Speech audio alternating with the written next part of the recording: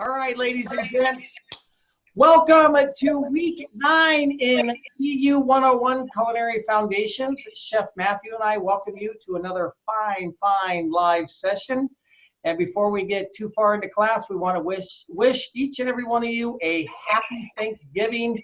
And certainly thank you for taking the time to join us the day before Thanksgiving. And it really shows your commitment to culinary arts. And we're very happy that all of you are here with us.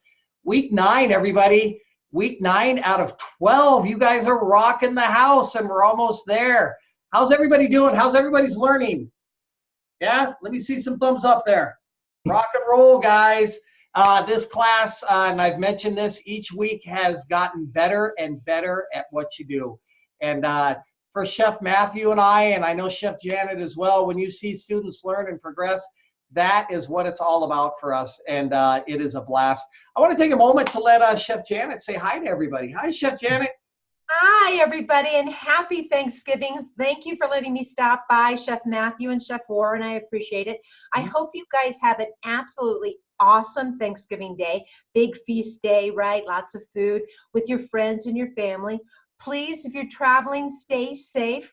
We want to see you guys back here next week. You're very much a blessing for us. We really appreciate you, and we want to make sure you keep your learning going. And I'm sure Chef Warren and Chef Matthew are going to talk about this, but remember, assignments are still due Tuesday, November 27th. All right, this is my favorite day. I love braising. Enjoy it. I appreciate you. Thank you for your time, and happy Thanksgiving. Happy Thanksgiving to you, Chef Janet. Enjoy your day tomorrow. Thank you. Thank you. Bye-bye. Bye. All right, ladies and gents, week 8. How'd it go for everybody? What'd you guys think? Yeah? I'll get this question out of the way first. Did anybody call 911? Nobody caught the kitchen on fire? No grease fires. No boilovers? No battle wounds, no scars? No? You guys rock. Great job. How did everybody like the assignment? Yeah? The Amber's down there. Does anybody want to comment on their deep frying experience? Does anybody want to share? Anyone? That's all quiet, huh? Yeah. Alicia. Now open them up. Yeah. I love the batter. It was like a real light batter. That was the first time I've ever used that kind of a batter, but I really enjoyed the batter. I'll probably use it for other stuff that I do now. Yeah. That's a great batter, because I know this week's recipe called for carbonated water, club soda. But I mean, once you get into using pilsners and stouts and all that other kind of stuff, you can add a lot of wicked flavor to those tempuras and have fun with it. And something I love with the tempuras, the dipping sauces that go with it. That's a lot of fun. Thanks for the comment. Yeah, Sharon, what about you? What do you have to say? Sharon. Okay, there we are. I think I accidentally bumped the button. I didn't mean to. But hi. Hi. What'd you think? I actually enjoyed it. Yeah? It helped me also face the fear I had burnt my. When I was younger, I had put in the comment thing. When I was younger, I worked at a restaurant and I was cleaning the fryer. My hand slipped. Ooh. And on 3 of my fingers, from the tip of my finger to almost my knuckle, I had 3rd-degree burns. Oh. So I'm afraid of hot oil and stuff like that. So this helped me to face my fear a little bit. So hopefully I can get back into doing it and feel more comfortable now. Wow, that's awesome. That's kind of cool. Yeah. So good comments. Yeah, Amber, what about you? What do you think? I did not like it at all. Why not? Why not? I still like fried food. I'm not a huge fan of fried foods. Yeah? That's okay. That's fine. I like the tempura batter. I did like that. It was delicious, but I still don't like fried chicken parts. So I'm like, and I could just smell like grease. I don't know if it's a good thing or bad thing. So I'm like, okay. Nope. But I do have to commend you, because you did the assignment and you walked through with it. and learning the technique is going to pay off someday. So it's totally okay not to care for something, and it's totally okay not to really like it, but it's not okay not to try it. And so good job. Yeah, excellent work. Alicia, what about you? My issue was with the onion rings. Once I put the batter, I didn't know if my deep fryer has a basket. So how do I not get the batter to stick to the basket? Because when it was done, I had to hit the bottom of the basket for it all to fall out. That's where the shake comes into play, right? You see chefs doing this all the time. And you drop the food down into the basket, and then you'll shake the basket back and forth quickly, and that'll prevent any type of stickage. And then you also want to make sure that your oil's at the proper temperature as well. Yep. And that will stop it from sticking in the future. Just make sure you shake that basket real well. Okay, doke. Anybody else have any other comments? Great job, and I've heard a lot of really valuable information from Chef Matthew this week regarding your assignments. Chef Matthew, how's the garden? Hey, it's good. Today, I'm telling you, I did a lot of grading today, and there were so many good assignments today and yesterday. Unbelievable. Awesome. And I know it has to do with the fact I think 90% of everybody really liked what they were cooking. And a lot of you had experience with it before. I totally get that. But not just the food. I mean, the hands were up. They were giving me the numbers. Wow. They were in uniform. I didn't see any toes. I don't think I've seen toes for like 3 weeks. And then there were hats. And then let's see. I think everybody, their narratives have come up like steadily, and they're at a good level right now. I haven't had a class yet that's done this well on narratives, and it was one after the other. You guys were nailing it. And what you guys are submitting, you're getting all your pictures and your narrative all in the same submission, just like clockwork. It was a great week. That's awesome. I'd love to hear that. That is such a joy. Those narratives, each and every one of you will utilize that information that you're learning in those narratives. So you should all be very proud of yourselves at the progress that you're making. And like Chef Matthew and I had the same class last block. This class that we currently have blows them away. So great job, everybody. We really appreciate it. It really feels good for us as instructors to see everybody excelling so well. And it's a great feeling. Deep frying is a technique that you're going to utilize throughout the remainder of your career. So make sure that you really focus on the safety issues, the temperature, the different types of oils, all that other type of stuff that we talked about for this lesson. Julie, what's up? Me? Julie. Okay. Chef, will you please tell me how you describe chicken? Describe what? Chicken. Tell me how you describe the taste of chicken. To me, it's got a savory flavor. It does have some nuances of, I guess, almost like I don't know, Chef Matthew, like an oaky or type flavor to it. Yeah. Like grain? Almost. Well, that's why I use unami savory, because that is kind of the flavor. And if you refer to that flavor wheel at the bottom of the narrative, I saw the umami, except that I always equate umami with being big, bold, meaty, like mushrooms and meat, not poultry. Unami would be an overall savory flavor on the palate, whether it be big or small. And then poultry, you don't have a lot of definitive terms to describe the flavor, right? The flavor generally is going to come from what's put on it or how it's cooked. And then you're going to want to focus your description of poultry utilizing terms such as moist, tender, and that type of thing. Does that get you? Thank you? Yes, thank you. You're welcome. So ladies and gents, it's really, really important. Like I mentioned at the beginning of our class, we are in week 9 of 12. Keep it going and let's finish strong. We have seen a lot of passion in this class, and we want to make sure that passion stays alive and well for the next couple of weeks.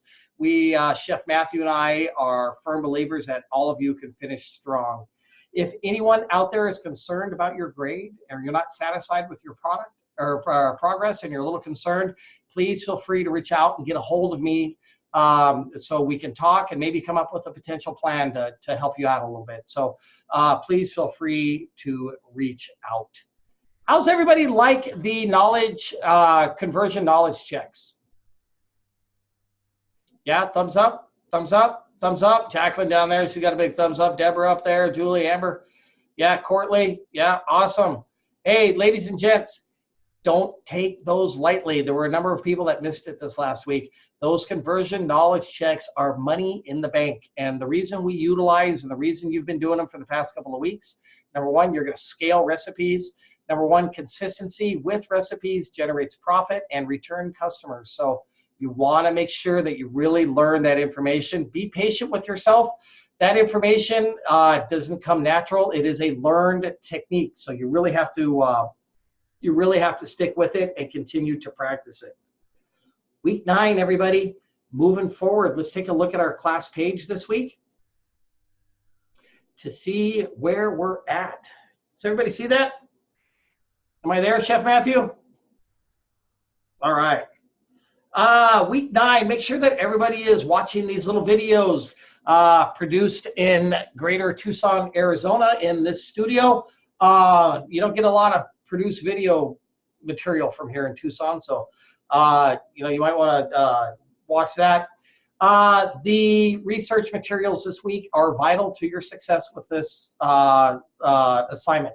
Make sure that you read them, and not only read them, but learn them and know them. 2 knowledge checks, get them in by Saturday, please. Very important. Week 9 conversion knowledge check, also due Saturday. Thank you, everybody, for taking the time to be here on this eve of a holiday.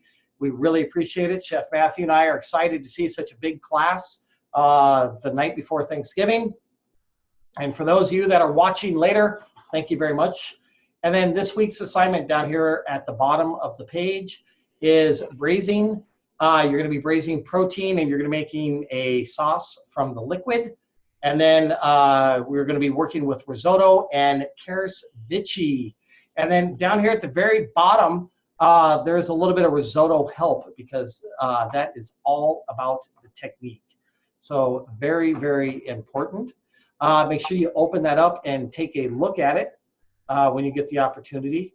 Going back to our assignment this week, we're going to rock and roll through this. The first thing that we're going to talk about this week is Karsvichi.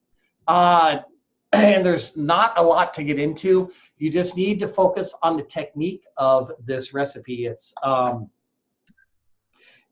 real giveaway this week.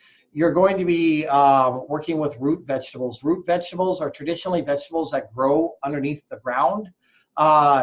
Vegetables such as carrots, beets, onions, parsnips, rutabaga, sweet potatoes, garlic, potatoes, tubers, root vegetables, things that grow underneath the ground.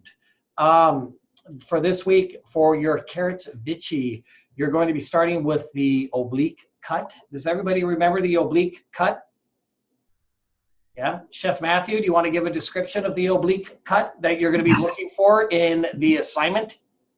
Basically an oblique cut, and I think of it as using a round vegetable like a carrot, parsnip, but you take it and you make a biased cut on it, and then you roll it about halfway around, and you make another biased cut, and then you roll it, and it gets you know what, it's a weird shape that you're never going to see ever again, but it's really good practice. It's really good practice to understand that cut. And when you think about it, making it consistent then is really important. It does look nice when it's done properly, and it looks better than just a rough cut. So making it look nice is a good idea. Absolutely. Thumbs up. Great description on the oblique, and I love the reality of the fact you're not going to see it much. For carrots Vichy, you want to use a larger cut. That's why we're going with oblique this week. So make sure those obliques are probably about 3/4 of an inch long.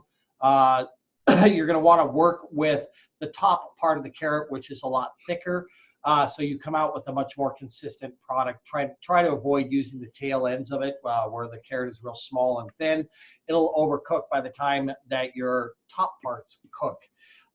This week, we just really want you to focus on the technique. So no really radical variation in this dish. This type of dish is something that you would serve in a cooler climate. You know, the northern part of the United States, winter time, Alaska at any time of the year. This is cold food. It's a hot dish served in a cold environment. But taking a look at our carrots Vichy recipe this week, you're going to prep your carrots out, get your oblique cut done, and then you're going to put them into a saute pan, and you're going to barely cover them with water. And then you're going to add your butter, salt, and sugar. And then you're going to bring it to a boil, reduce heat, and simmer until tender. That's only going to be about 1 or 2 minutes. It goes pretty quick. Remember, you have to allot for the carryover time in this. So you know, just because you turn the heat off doesn't mean it stops cooking. So allot some extra time for that. You want to wait till most of the liquid is evaporated. And then you're going to toss the carrots in that glaze that is left over in the pan, and you're going to serve it with salt and pepper. Does everybody understand that recipe? Pretty straightforward, pretty easy, right? Yeah, not too much. We don't want to bury you down this week, so we're going to take it easy. Next dish that we're going to talk about this evening is risotto. Risotto is a huge item. It's extremely versatile, meaning that you can utilize it in a variety of different ways. You can add asparagus to it, you can add seafood to it, you can add mushrooms to it. It's really up to you. It's limited to your creativity. In the restaurant environment, we will pre-cook our rice so we could quickly finish the risotto before when you order it, because risotto is going to take you about 10 to 15 minutes to prepare, and that's a little bit of a long lead time for an a la carte restaurant. So the traditional style of rice that is served with risotto is called arborio, which is a short, fat rice that is rather starchy. You can also use calrose. That works as well. That's also a short, fat grain that's traditionally used in sushi if you can't find the arborio rice. Or you could also use a regular long grain, which we want you not to use, but if that's all you can find, then certainly feel free to do that. In industry, we do a lot of different variations of this. So we will use barley, we'll use farro. I've seen it done with lentils. So there's a bunch of different things, but traditional risotto is made with arborio rice, short, fat grain. So for this recipe, you're going to want to use a straight-sided saute pan, basically. So it's going to be about a 10 or 12-inch pan with straight sides, only about 2 inches deep.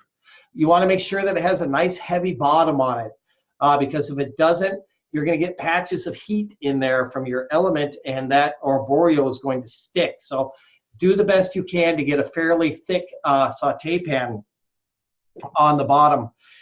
Then you're going to add half butter and half oil. The reason we do that is because it raises the smoke point of the butter and will prevent the butter from burning. And then you're going to toss a little bit of onion in there.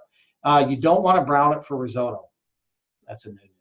You're going to want to sweat it. So you're going to toss that around in your saute pan for a couple of minutes until it becomes translucent and you can see through it. And then you'll add your arborio rice, and you're going to stir that around, preferably with a wooden spoon, until each kernel becomes nicely coated in the rice. And then, you're going to coat each kernel in the oil. And then this is where the fun technique starts. You're going to start by adding a ladle of stock. So you're going to want to keep some chicken stock on the stove next to your pan. Keep that chicken stock warm. you're going to take a ladle, you're going to pour 1 ladle in, and then you're going to stir it around in your saute pan until that arborio rice absorbs it all. Then you're going to add another one and another one and another one, and you're going to notice this creamy texture developing until that rice becomes completely cooked.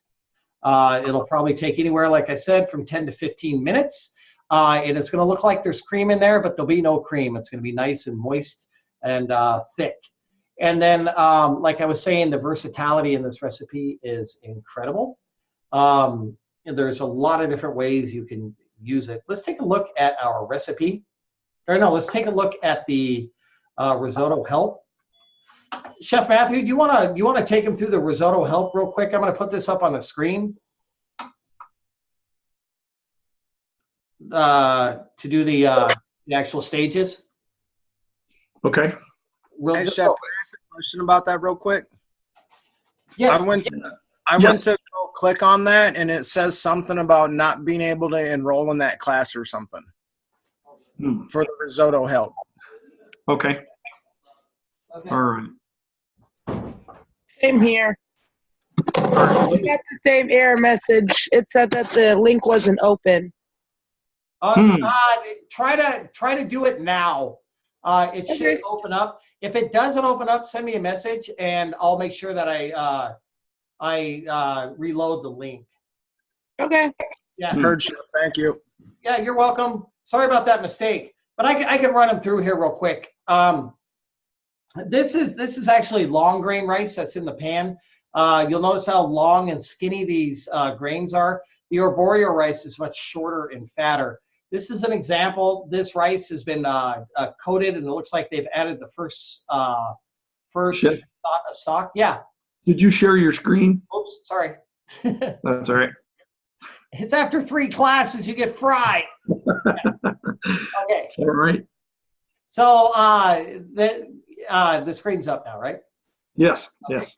So this rice has had its first shot of chicken stock. If you notice, the grains of rice are nice and long and thin. This is not the rice we want to use. We want to use arborio rice, which is going to be much shorter and fatter, right? And then the onions in this dish down here at the bottom, you can see that they're nice and translucent, which is what you want to see. This is a picture of arborio rice right here. You can see the rice is a very short, fat grain. And this has also been hit with its first shot of chicken stock. So you can start to see the gelatinous starch that's developing in the risotto, which is the look that you're going to want to go for. These are the different stages of cooking the arborio rice right here. You can still see where it's solid in the center, so that rice is not quite done here. But then this gelatinous mess would be the finished product. This is finished risotto. They're going to butter it out and add Parmesan cheese, which is something you could do if you like. I highly recommend cheese and butter in risotto. Yeah, risotto is already good, and it just gets better with cheese and butter. My goodness. Yeah, it only gets better and better, right? And then here is the cooking of the risotto. So once again, you add your butter and your oil. Then you're going to saute the onion until it's translucent. You add your rice until all the kernels get nice and coated. And then you're going to start adding 1 ladle of chicken stock, stir until it gets absorbed, add another ladle of chicken stock, stir until it gets absorbed, until the rice becomes cooked. So, and then here's another example of it. This is a nice creamy risotto right here that's fully cooked. There's actually no cream in it. And that white gelatinous matter is the starches from the rice, which have gelatinized to create that look. Once again, here we go. And then this is what your finished product should look like. It should not be a solid clump. You should not be able to use it as a weapon. That's not a good thing. It should hold its mass together on the plate, but just be kind of soft and look like it wants to fall down, but it doesn't actually fall down. And then here's another prime example of what the risotto looks like, which is absolutely awesome. Great looking risotto dish right there. That's beautiful. That is a textbook looking risotto. Beautiful. Beautiful. There you go. Let's take a look at our recipe this week. So we have, you're going to heat the fat in the pan, right? I like to use half butter, half oil. Very important. Once again, that raises the smoke point and prevents the butter from burning. And then you're going to add your onions and sweat them until they become translucent, right? You want to be able to like almost see through that onion, but you don't want any color on there. And then you're going to add your arborio rice, and you're going to saute it over medium heat, nothing high. And then you're going to wait till all that rice becomes thoroughly coated with the oil and the butter. And then 1 shot of chicken stock at a time. So you're going to add 1 ladle, stir it around in there until it becomes completely cooked. And then when it is cooked, the rice should be saucy and creamy, but not soupy. You don't want it, you don't want it running all over the plate. And then when it's done cooking, you're going to add additional butter away from the heat, which will make it delicioso. Chef Matthew, did I miss anything on that? Just be sure that I get a taste. I mean, that's all. I love risotto.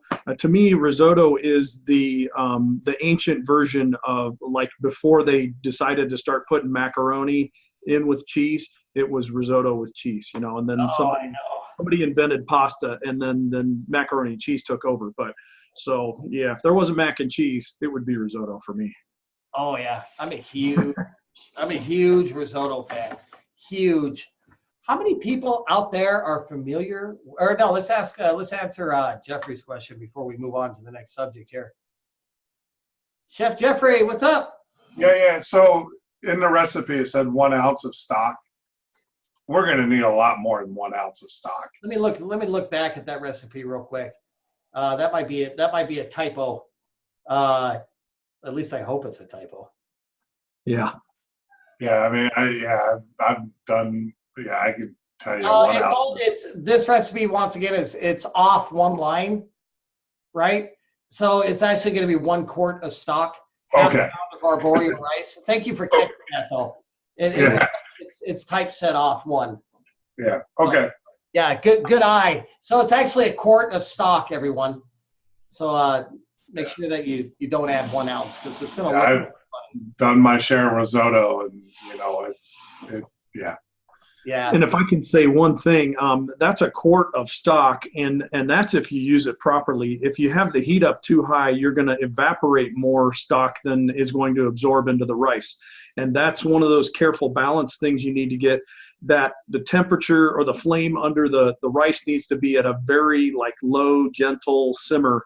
So when you pour hot stock in there, it just has a very gentle simmer. If it's boiling hard, if it makes loud noise when you put that liquid in the pan, it's too high. Your heat's too high, because you want that stock to absorb into the rice, not cook off and go onto your ceiling. Right, because what's going to happen, you're going to end up with a really salty product, especially if you're not using homemade chicken stock.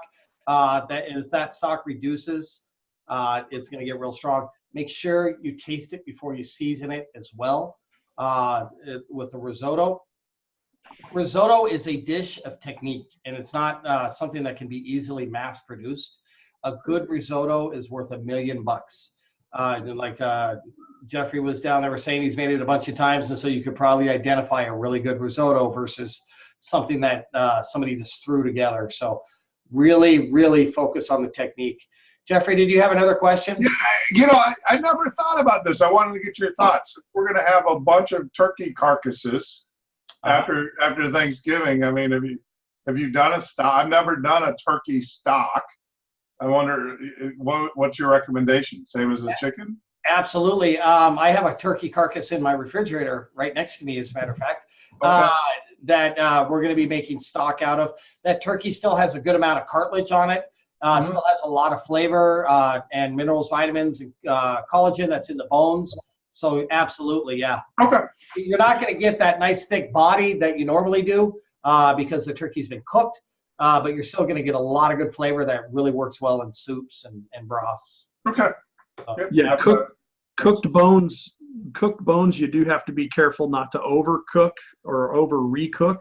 I put a term in the chat, remouage. It's a French term for re-wet. It's like making stock out of used bones. But turkey bones, poultry bones, generally, you want to use carefully. And I know turkey works because they're bigger bones, but it's not a 3-hour stock. It's a half-hour, 1 hour, pretty quick thing. So shorten the time instead of a 3-4 hour, cut them up and do it about an hour, 2 hours. And your quantity of liquid as well, because you're not going to have the strength coming out of the bones. So if you're using 2 gallons, you're going to use 1 gallon. Sure. Oh, that makes sense. Yeah, I can't remember. Who was the chef, the French chef in Philly? Very famous. He just retired. Well, he retired a couple of years ago. I don't know. Yeah, I'll have to think about it. But yeah, he would do the Renoir, where he would do his stock and then he would do it again, and then he would combine that together, and his sauces were just they were incredible. Yeah, we do a lot of remoulage in industry, especially when it comes to veal stocks, and like Chef Matthew was saying, with larger bones. And then that remoulage, we'll take it and we'll utilize that for soups, and the original stock we utilize for sauces. All right. Does anybody else have any questions regarding risotto or carrots vichy before we move on to our next topic? Anyone? Anywhere? Chef Matthew, any questions? Alicia! Yeah, why don't you chefs rinse the rice before cooking it? Starch off? That is a good question. There's a couple of answers to that, and they would be yes and no. Yeah, and it depends on the dish that we're making, and it also depends on the rice that we're using. For example, if we're using Calrose, we're probably not going to wash it. Calrose is also known as sushi rice, and we want it really nice and sticky. So we want to make sure that we preserve all of that starch. However, if we're making a dish like a rice pilaf or a dish where we want it nice, light, and fluffy, we're going to rinse it to remove all of that excess of starch to make sure that it comes out nice, light, and fluffy as well. Does that answer your question? Yes. And then there's other types of rices such as jasmine and basmati that aren't very starchy, that don't need to be rinsed at all, because otherwise you're going to remove too much of the starch. So it's like I said, it's kind of a yes and no type question. Do we rinse our rice? Yes and no. No. Anybody else have any questions? Thoughts, concerns? Let's move on to our next topic here, and we're going to get into braising tonight. Braising is a really cool. Paula has a question. Let's get to that before we move on to the next one. Paula? Paula? I'm here. Sorry. I'm using my cell phone so I can figure out how to raise my hand. That's okay. We're delivering a bunch of those pies I made. Oh, good. Chef Matthew's in Indiana. Oh, okay. Okay, so last time I made risotto was, last time. And I think it's a different recipe because I didn't like it at all. And I was shocked because, I love rice, love Italian food. And to me, and I don't know, because I did get really good quality rice. I got imported nice rice. And it was just tasted starchy and gummy. And I don't know if it was because I kept tasting it. I kept testing it, trying to figure out, is it done? Is it done? Is it done? Right. And so it was left in my mouth by the time I had it done. So is this recipe going to help that a bit? It's really not the recipe. It's really the technique. And when I hear starchy and gummy, that tells me it's probably a little bit overcooked. Okay. That would be my guess. For 3/4 of a mile. Something else that could greatly affect you as well would be the quality of the stock that you're using, because that's really going to give you a really strong flavor profile. But really, you did say that you were testing it throughout the cooking process, which is ideal, because you do want to be tasting it to make sure you get it to that right point. You have to remember what the recipe says, right? It says it should be saucy and creamy, but not soupy, right? Soupy would lift it up and it just kind of drip down and fall. Saucy and soupy, it's still going to hold its shape, but it's still going to want to move. So that's really kind of the fine line of risotto and where it lands. So I hope that helps. Does anybody have any other questions before we move on? All right, everybody, let's get into the world of braising. Braising is it's a dry, moist cooking method. Don't get it confused with stewing. Stewing is when you use smaller chunks of meat to make a single dish. Stewing, the meat often is not seared either, whereas in braising, it's a larger, what we call primal cut of meat, and that will be seared and then cooked in a broth over a low temperature for a period of time, would basically summarize braising. So for example, if I wanted to braise a pork shoulder, I would clean it up, I would denude it. When we say denude in industry, we're talking about removing the excessive fat layers. I would heavily season it, and then I would sear it, right? And then I would take the meat out of the pan. What's left in the pan after you get done searing it is referred to as fond, F-O-N-D. Fond, those are the little chunks and black and caramelized flavors that's left on the bottom of the pan. That's the good stuff. You want to make sure that you get that into your sauce. So you're going to deglaze your pan by adding wine or another cooking liquid while the pan is hot, and all that stuff will pop off the bottom and pop into your sauce, which is right where you want it. Now, after I get done with that fond, I could add my mirepoix or whatever else I'm using, whether I'm using guajillo chilies, whether I'm braising with turnips. It depends on what dish you're making. And then I'm going to add that whole cut of meat back into the pan. When I say primal cut, right? So for example, a ribeye steak would be a steak. Its primal cut comes from the ribeye, right? Does that make sense? A top sirloin would be the steak. The primal cut would be the top round, right? So if I'm braising an entire primal cut, I put it back into the pot, and then I'm going to add my liquid, and then I'm going to add my mirepoix, and I'll traditionally cover it. You can braise one of two ways. You can braise in the oven, or you can braise on the stovetop. And there's a lot of different schools of thought about that. I prefer to braise in the oven because, number one, it opens up my stovetop and allows me the space to do other stuff. And number two, it gets a better circulation of heat in your oven versus the stovetop, right? If you braise on the stove, it's just on the bottom. If you braise in the oven, it's all around. Chef Matthew?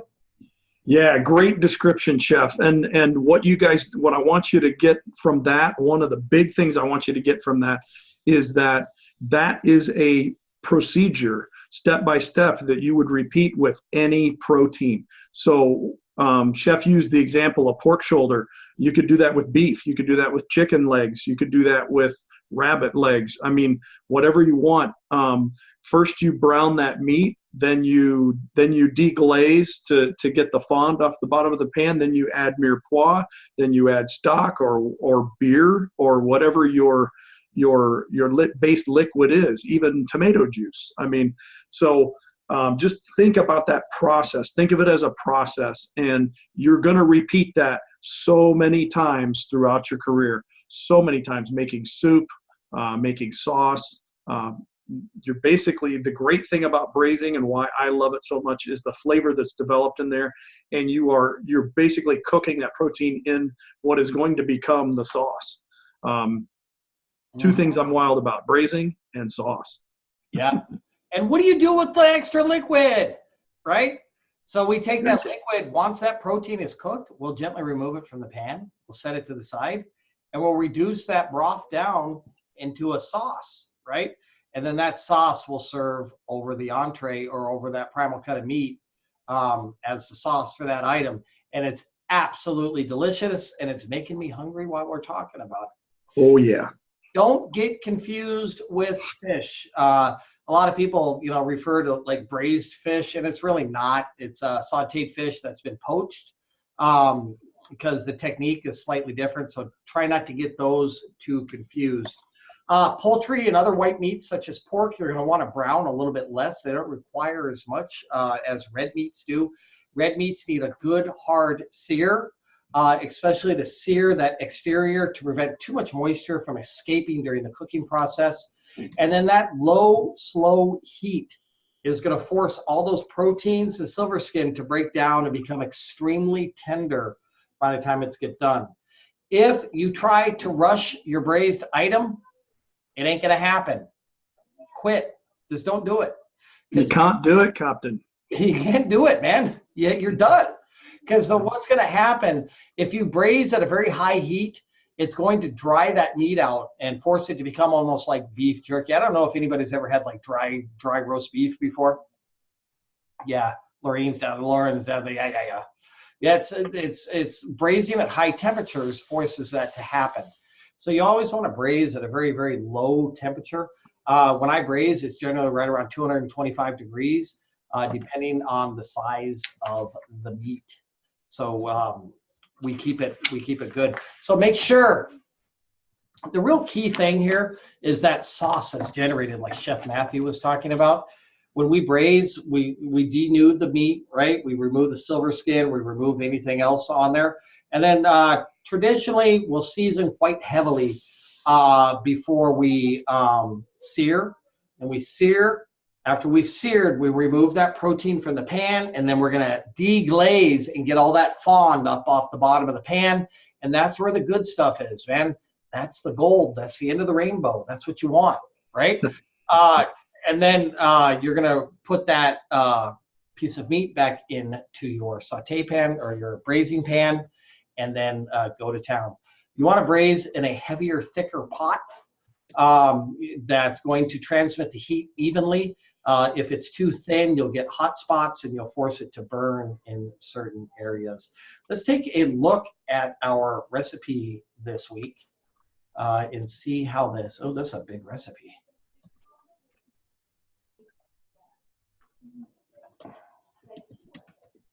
Okay, so this is braised protein sauce.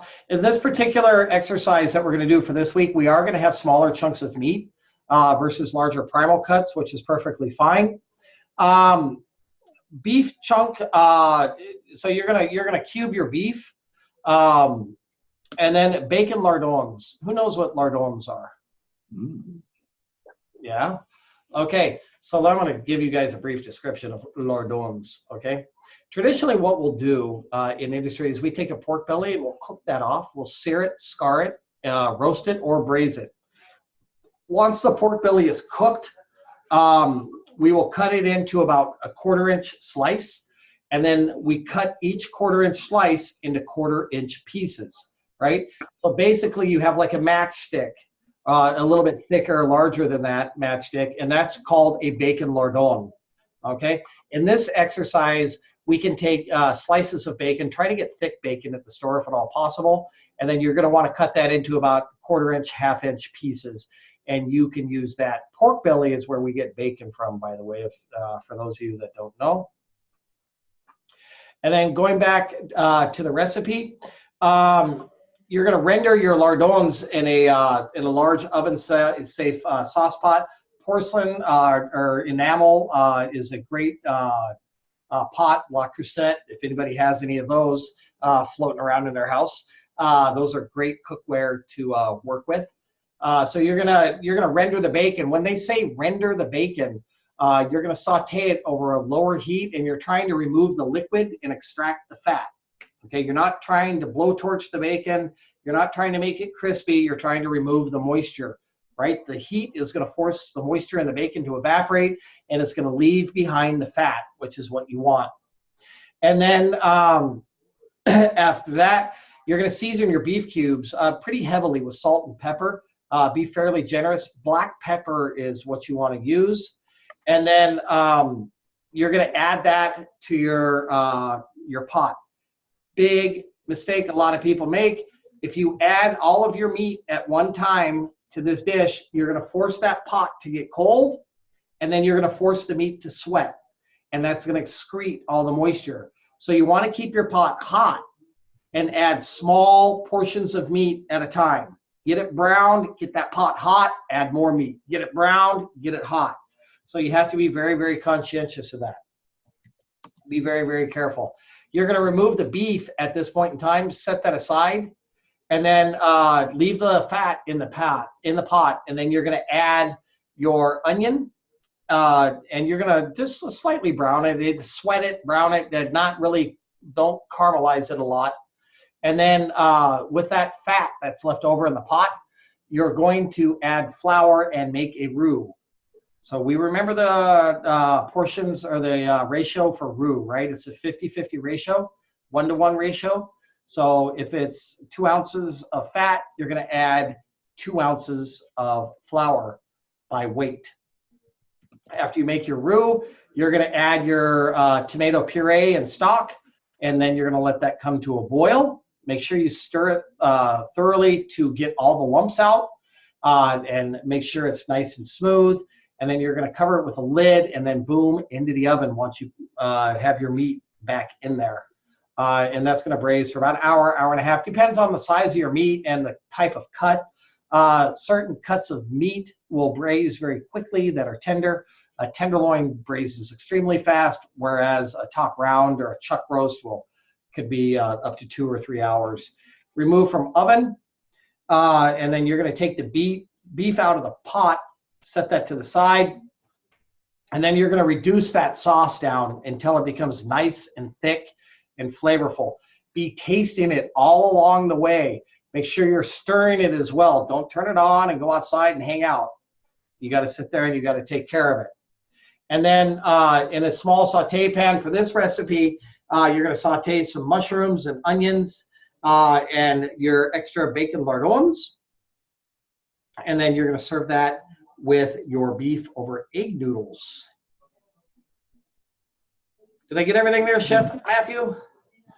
Yeah, I mean, and again, just make sure I get a taste, because this is just, man, I love braised meat like this.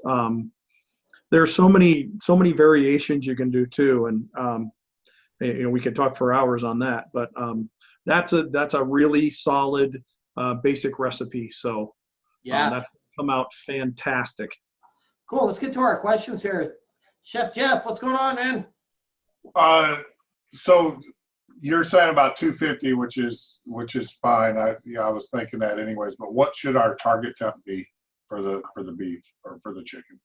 No. There's no target. Your target temp is going to be your liquid temp. Okay. Because if I understand correctly, what you're asking, you're saying like you know, what should that be cooked to? Sure. You know, like chicken, you want to get it up, you know, 140, 160, whatever. No, it's going to be the same temperature as the liquid. That's why I like to use it at lower temperatures, like the 225, 250 range. For me, anything higher than that really starts to dry the meat out. So your poultry, your beef is going to be 225 or 250 on the inside. Okay. All right. Thank you. All right. How about Alicia? What's up? Tomato puree, is that the same way we did it the first time of straining it? What do you mean? Repeat that one more time. I think I misunderstood you. Like when I watched the video, when they put the tomato puree in, I think that was in the braising part. Uh-huh. Like are we doing it the first time, like how we added the bacon and the carrots and then pureed it? Correct. Correct. You are correct. Does that answer your question? Yes. All right. All right, Amber. Hi, I'm like actually intimidated by the recipe. Holy crap. You're what? I'm intimidated by it. I don't know why. It's like so much. I don't know why. Oh man. It's a walk in the park. Oh God. Okay. Wait till you realize how good your house smells. I mean, like walk out front, get a little fresh air, and then walk back in, and you'll go, "Oh my gosh, this is wonderful." Let me tell you a little something about intimidation and fear that we utilize in the kitchen, right? And we tell all of our new cooks this. The only place that intimidation and fear exist is in your head, right? Because it's not tangible. You can't see it. You can't touch it. You can't smell it. You can't move it. You can't toss it, right? It's only something that you make up in your head because of something you think might happen. Be confident in yourself because you can do it, right? And if you get, because I used to get nervous about recipes when I was younger, and I used to get nervous about doing certain things in the kitchen because I would forecast to myself what the outcome would be. Like, hey, it's big. I can't do this. The first time I made confit de canard, I thought I was done. I needed rehab after that. But you know what? That's because I forecasted in my head that I couldn't do it. But now I realize, hey, I'm just going to let it happen. Just going to follow the directions, you know? Because Amber, you can do it. I know you can rock it out. Thank you. Yeah, you can do it. You can make this happen. Yeah. Any other questions? Let's see. What about Dusty? What's up, Dusty? Hi. I was wondering, I'm allergic to mushrooms. What do I replace them with to get that same smoky, earthy taste? Okay. Mushrooms, that's a really good question. Mushrooms, we love to use mushrooms. And I'll give you a little hint about mushrooms, right? Rarely does anybody ever wake up in the morning and go to the refrigerator and pull a mushroom out and eat it, right? Rarely for dinner do you ever sit down with your other and say, hey, here's a raw mushroom for dinner. And the reason for that is raw mushrooms really don't taste like much by themselves. However, when they are paired with something else, the something else tastes really good. And the reason for that is that mushrooms are extremely high in naturally occurring monosodium glutamate. So, yeah. And something, there are a lot of. What do I replace them with since I'm allergic to them? That's not that I don't like them. I can't have them. No, that's the part I'm getting to. Hang on just a minute. Oh, okay. I'm working there, man. I'm going. Got it. So that's why we like to have the mushrooms. Now, do you need to have the mushrooms absolutely in this dish? No, it's not an absolute necessary thing to do. As far as a light substitution for mushrooms, it becomes very, very difficult because there's really nothing that's going to replicate that texture and that additional flavor profile to the dish that the mushrooms give. So if you're allergic to them, just let Chef Matthew know. Just put a little note there in your assignment submission and you'll be fine. Okay. Okay. Yeah, that's fine. Yeah. All right. Yes, sir. Courtney, what's going on? I have a question about the risotto. Sure. What size ladle do you use? 6-ounce ladle. 6 ounce? Yes. Okay, that's it. Thank you very much. That's it? That's it. Awesome. Does anybody else have any questions? Let's see. Jeffrey Norton, what's going on, Jeffrey? You're going to get tired of me asking, but hey. No, that's what we're here for, man. Ask all night. So with braising and stuff, I know that we talked about like the top sirloins and stuff like that. Since we're braising, can you use a lesser cut of meat because the braising will introduce some tenderness into it, or what's your recommendations on that? You want me to tell you a quick story? Yeah. Okay, and this is kind of cool. Back in the days, medieval days, in the days of kings and queens and jesters, the royalty would get all the good cuts of meat, right? And they would get the tenderloins and all the other palatable, digestible cuts of meat. All the poor people would get all the very tough, lesser quality cuts of meat. And that time in history developed what we call charcuterie, right? Charcuterie is a method that makes foods much more palatable and easy to eat, and also is a method of storage. So out of that time came pâtés, sausages, and cooking techniques such as braising that would take the lower cuts of meat and make them palatable. So absolutely, you can use a lower cut of meat. All right, thank you. You're welcome. I think actually the lesser cuts, or what you're calling the lesser cuts, are actually better for braising because let's say you use round or chuck, which are muscles that are used a lot when the animal moves, like in beef. Those muscles are developed, so they're stronger, they're tougher. They have to be cooked for a long time, wet cooked, to break down the collagen and elastin so that they can be eaten. But also they hold their shape. So if I was to make beef stew out of tenderloin, by the time I got my stew done, I'd have shredded tenderloin in my stew, and that would be a waste of, $25 a pound filet mignon versus $4 a pound for really good quality round. So it's a big answer for a small question, but there's really kind of a lot to it. Yeah. Thank you. Absolutely. Any other questions? Anyone else? Ladies and gentlemen, we hope that you have a fantastic Thanksgiving. We really appreciate all the great questions this evening. The more questions you answer, the more you know, or ask, the more you know. So good job, everybody. If anybody has any questions, please feel free to reach out to Chef Matthew and myself. We are here to help you succeed, and certainly enjoy your day tomorrow. Have a great night, everybody. Take care. Happy Thanksgiving. Happy Thanksgiving. Happy Thanksgiving.